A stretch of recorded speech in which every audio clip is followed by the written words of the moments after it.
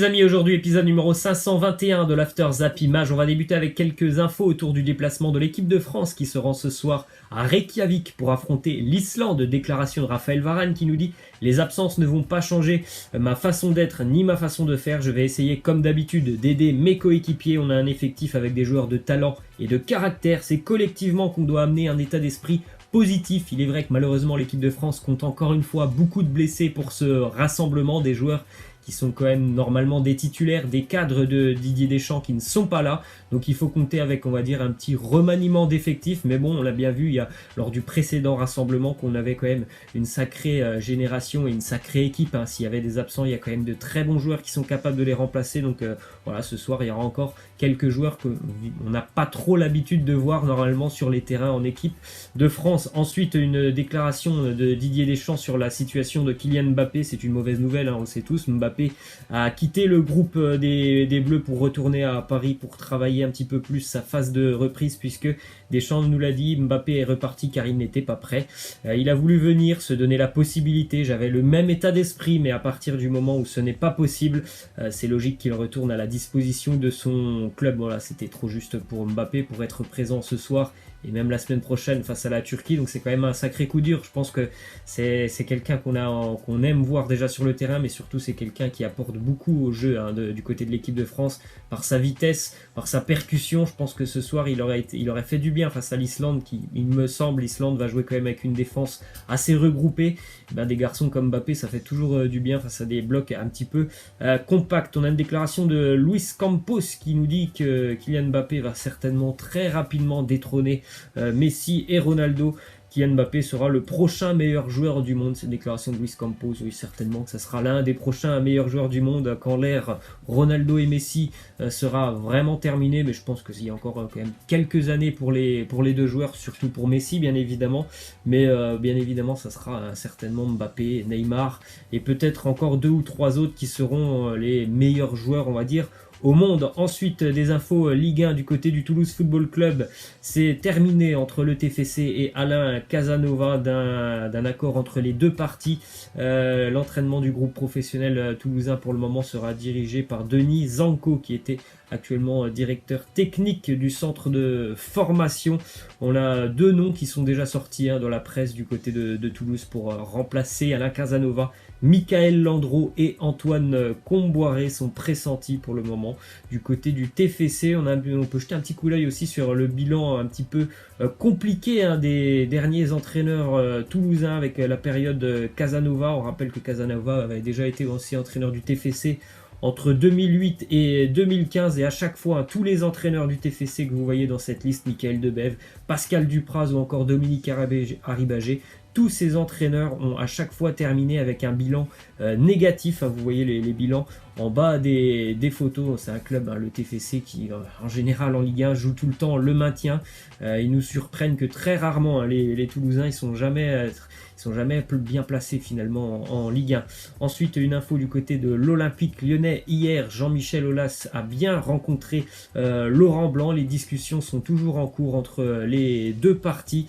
Une petite déclaration aussi de Jean-Michel Aulas qui a annoncé que si Jean-Louis Gasset accompagnait Laurent Blanc, bien évidemment que ça donnerait un petit plus à la candidature de Laurent Blanc. On sait que c'est un duo en général qui fait des choses qui sont assez intéressantes. Partout où il est passé, ce duo Laurent Blanc, Jean-Louis Gasset, à chaque fois c'est assez intéressant du côté de Bordeaux ou du côté de Paris. Ça s'est toujours plutôt bien passé. C'est un duo qui travaille très bien tout simplement ensemble. Ensuite, petite statistique pour Neymar qui a joué hier en match amical face au Sénégal. D'ailleurs, le Brésil a été tenu en échec 1-1 face aux Sénégalais. C'était la 100e apparition de Neymar avec le maillot brésilien. D'ailleurs, c'est le plus jeune joueur de l'histoire de la sélection à atteindre les 100 caps en sélection. On a d'ailleurs aussi un petit classement des buteurs au niveau de la Seleção, de la sélection brésilienne.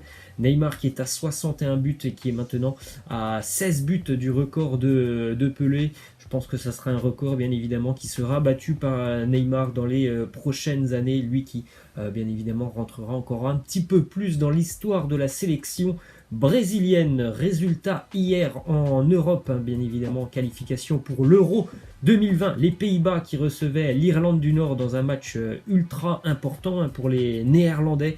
dans un match à rebondissement pour ceux qui l'ont vu face à une équipe regroupée de l'Irlande du Nord, toujours aussi vaillante, toujours aussi appliquée défensivement. Les Nord-Irlandais étaient tout proches de réaliser un exploit et même plus que ça, d'éliminer complètement les Néerlandais de la course à la qualification, puisqu'à la 81e minute, il y avait encore 1-0 pour l'Irlande du Nord. Et puis dans les 10 dernières minutes, les Nord-Irlandais ont craqué certainement un petit peu physiquement. C'est même Fils de Paille qui va scorer par 2 fois et Frankie de Jong qui va marquer aussi d'un but un petit peu acrobatique. En tout cas, cette victoire, elle fait du bien aux Pays-Bas qui reprennent la première place dans ce groupe avec l'Allemagne. Vous avez le classement.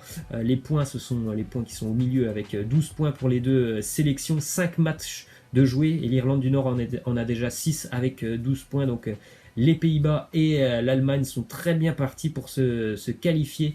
Les Nord-Irlandais, bon, avec cette défaite hier, malheureusement, ça commence à compromettre un petit peu leur chance de qualification. On a la célébration hier de Memphis Depay, on a eu le droit même à une double célébration avec bien évidemment les doigts dans les oreilles pour le premier but de Depay et puis lors du deuxième but de Memphis hier, il nous a refait la même tout simplement aussi en enlevant son maillot. On a un autre résultat hier important, les vice-champions du monde, la Croatie qui s'impose tranquillement face à la Hongrie au terme d'un match maîtrisé par les Croates 3-0 grâce à Luka Modric en tout début de match et puis Bruno Petkovic qui va y aller aussi de son doublé.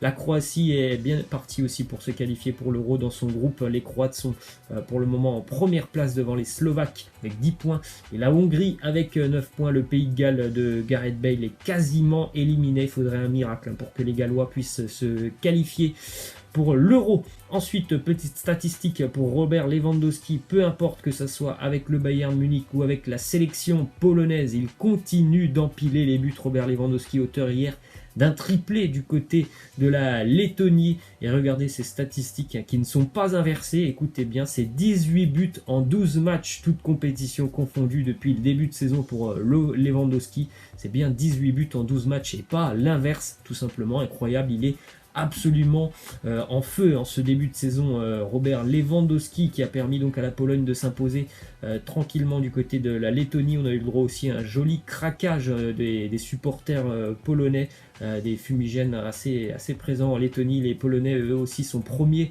dans leur groupe devant l'Autriche. La Pologne aussi est très bien partie pour se qualifier pour l'Euro. On peut jeter un petit coup d'œil aux autres résultats hier. La Slovaquie et le Pays de Galles de Gareth Bale, un partout. Donc on peut aussi parler un petit peu de l'Autriche qui s'est imposé 3-1 face à Israël. L'Autriche là aussi est bien partie pour se qualifier. Victoire pour la Russie face à l'Écosse 4-0. Si les Russes font ne serait-ce qu'un match nul ce week-end face à Chypre, ils seront aussi qualifiés pour l'Euro.